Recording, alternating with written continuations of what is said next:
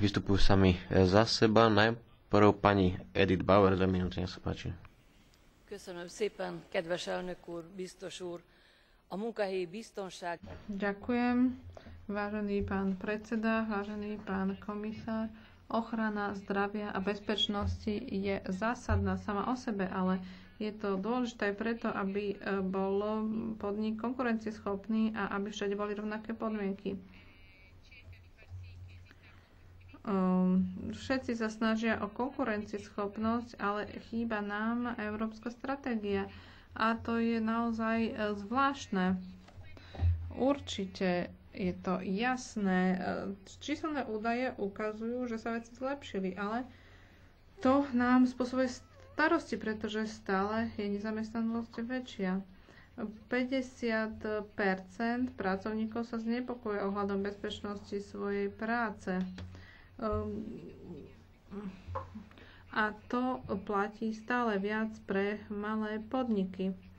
A prostredníctvom tejto stratégie by sme mohli znižiť toto riziko. Ako už bolo povedané, práca sa mení aj prostredníctvom nových technológií.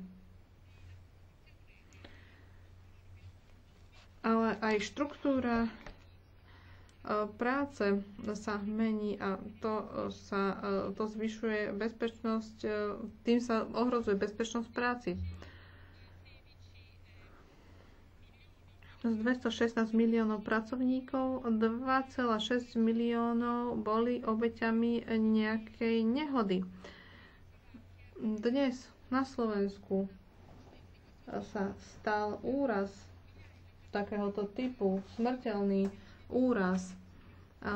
Tisícky osôb umierajú následkom pracovného úrazu a škody na pracovisku sú stále väčšie, stále viac.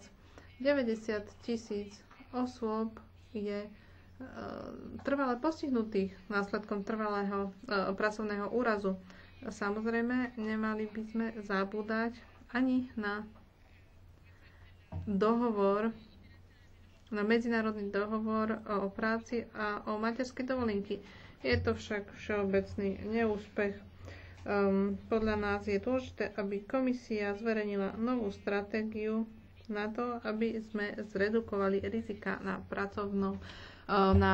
pracovisku. Ďakujem pekne. Ďalej 2 minúty, pani Estrela. Obrigada, senhor presidente, senhor comissário. Ďakujem. Pán komisár, vážený pán komisár, pre Európsky parlament je bezpečnosť na pracovisku a zdravie